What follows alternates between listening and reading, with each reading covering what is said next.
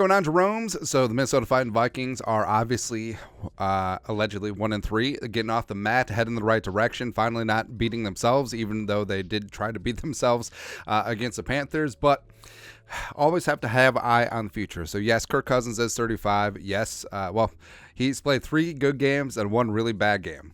But even in the bad game, he showed some great flashes. But Vikings should and could be looking for their signet caller quarterback of the future. And I know, just Tank can lose games and all that stuff. And even as a quasi-USC fan, I'm not about that life, man. I know that Caleb Williams has a chance to be great, but also just because you draft the guy at 1 doesn't mean that you're going to have a lot of fun. And also, we'll get into it. This is shaping up to be the deepest quarterback class in NFL history. And if there's any year where you didn't need to be in the stratosphere, whether by having a bad record or trading up, to find your guy, your quarterback of the future, this is going to be it. This is it. But PFF, Brain Trust over there, did up a mock draft using the current draft order. And right now the Vikings are beep, bop, bop, bop, boop, 5.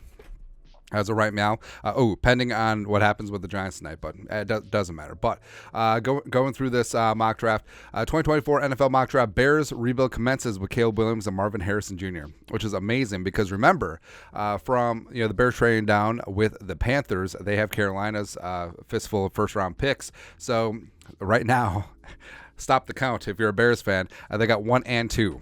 Which is amazing, man. So even though Justin Fields showed some life on Sunday, I mean, Caleb Williams will be the guy. I wonder if Caleb Williams will go back to school if the Bears hold number 1, because he's got to know the history. Like, their quarterbacks simply do not succeed in Chicago for whatever reason. Anyways, so Caleb Williams 1, and they have 2. So Marvin Harrison Jr., let's go, man. I mean, their offensive line's still going to suck ass, but hey, at least you got your quarterback that you're going to ruin and a wide receiver who's going to be a Viking very soon. Marvin Harrison Jr. is going to follow the Bernard Berrien, Bobby Wade, DeMarcus Robinson train from Chicago to the Twin Cities. There you go. 3, got the Raiders taking Drake May. I kind of like this pick a lot, where Drake May is all of his draft comps are Justin Herbert.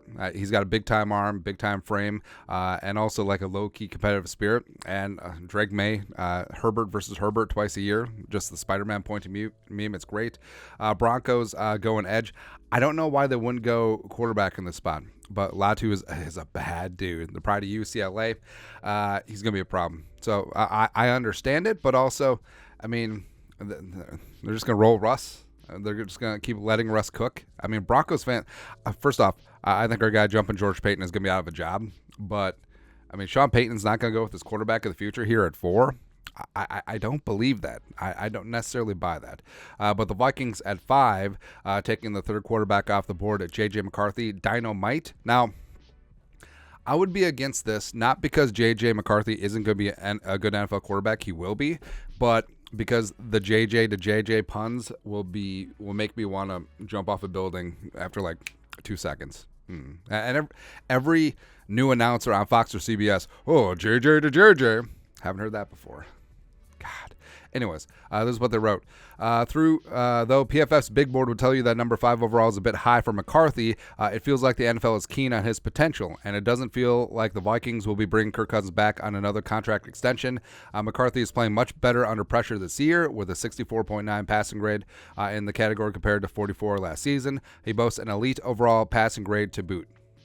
All right, so JJ McCarthy, the pride of Michigan, junior this year. He's 6'3", 200 and change. And I mean, McCarthy has been basically a 2-year starter for the Wolverines. Last year, Michigan went on a nice little run. He threw for 2,719 yards, 22 touchdowns, 5 picks. But he's really grown and shown into his role this year. Like, even though Michigan, obviously under Harbaugh, they want to run the ball first, and why wouldn't you with Corman and whatnot? But I mean, JJ McCarthy is showing out, and through the first 5 games of the year, he's doing exceedingly well. Although he did randomly have a 3-interception game against Bowling Green. I mean, what the hell happened there? But he was efficient and dominant in Michigan's dominant win over Nebraska in Lincoln, throwing for 2 touchdowns and a $156. Also ran one in. So I think that overall, he's going to be one of those quarterbacks where the numbers aren't going to stand out, but you're betting on the traits. And JJ McCarthy, I mean, he's doing this in a run-first offense, right? So Michigan wants to ground and pound and play some defense. That's what Harbaugh wants to do. Hopefully the Gophers cover this weekend, the 19.5. I don't know. But McCarthy does have a big-time arm, big-time accuracy. Does have that clutch gene, too, where you look at the Ohio State games, you look at some of the big-time games that Michigan has played last year, that he rises up to the challenge. Like he saves his best football for the biggest games. Stand tall in the pocket. Also is able to make throws off schedule. You wouldn't necessarily call him a running quarterback, but he does have mobility to buy a little bit extra time. I think that his pocket awareness is much better than last season, but does have a solid frame. A little bit light. He's clocked in either at 196 or 202, but 6'3", and you could tell like he could stand to add 10, 15 pounds of weight if he would like to. And like I said, his stats are depressed because of the run first offense, but I think that once you get him into the combine, once you get him in front of the whiteboard, once you get him at his pro day, I think that scouts are really going to be impressed and betting on traits in this spot with McCarthy. Rest of it real quick. Jets, well, I guess they're still all in on Rodgers, but Olafatu coming out of Penn State is probably the best offensive tackle in this class. Joe Alt going to the Bengals. I love that they're finally going to get I understand it would be really tempting to get another weapon, especially Bowers in this spot for Joe Burrow, but you got to protect his ass, man. There you go. Patriots going Bo Nix, Bo Nose. Right. Brock Bowers going to the Cardinals. I kind of like it. So all the hype around Brock Bowers, and there's a lot of it, I think the kid's going to live up to it. Like, he is like a quicker Travis Kelce. He's just a weapon, man. He's a beast. Keon Coleman going to the Giants. I love Coleman, man. Yeah, even though Coleman basically ruined my Clemson bet, is what it is. Mims going to the Packers, trying to rebuild that offensive line, replacing Bakhtiari, who can't stay healthy. Chop Robinson, going to the Saints. McKinstry falls to the Cardinals. So they're rebuilding that cornerback room. Let's see here. Malik Neighbors, the wide receiver.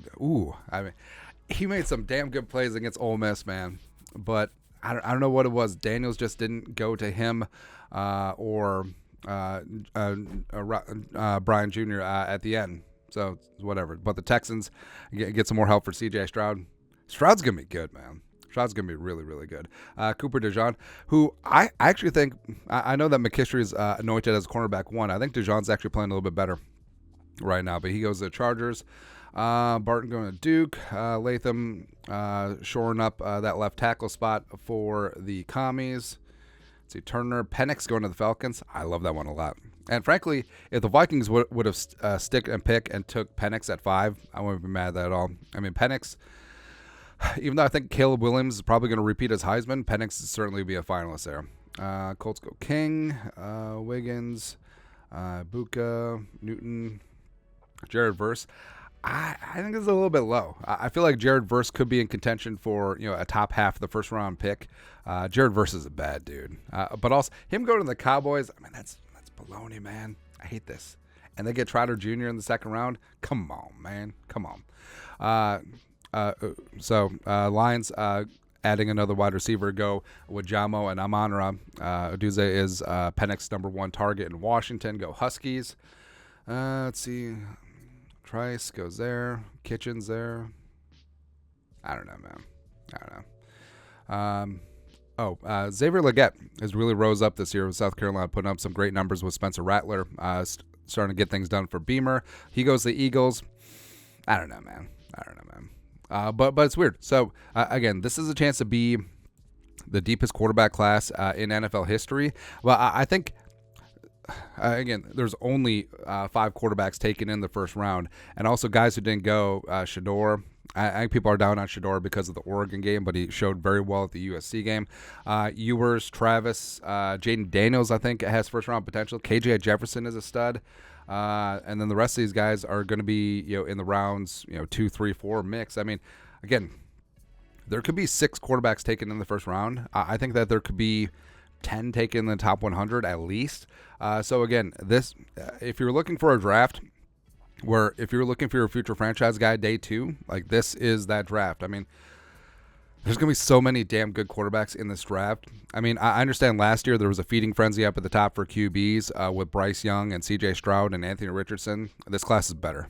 This class is straight up better. It's more top heavy. There's more sure things, even though it's obviously not such a thing. And just the depth of this class is going to be really, really good. But the Vikings going up and taking JJ at 5, even though they're not going to be drafting top 10, they're not going to be drafting in the lottery spots for use of an NBA term. But JJ at 5, like I said, would I've gone Penix or Bo Nix? Sure, but like I said, I think that teams are going to fall in love with the intangibles as well as the metrics as well as the traits of JJ McCarthy once he actually gets out of this run-first offense. So we'll go from there, man. But your thoughts are thoughts. Vikings Go QB in Pro Football Focus's latest mock draft. Let us know your thoughts on our thoughts and their thoughts in the comment section below. Subscribe for daily Vikings takes. Want to support the work? Put a little something in the Venmo. But next time, Skol, production value.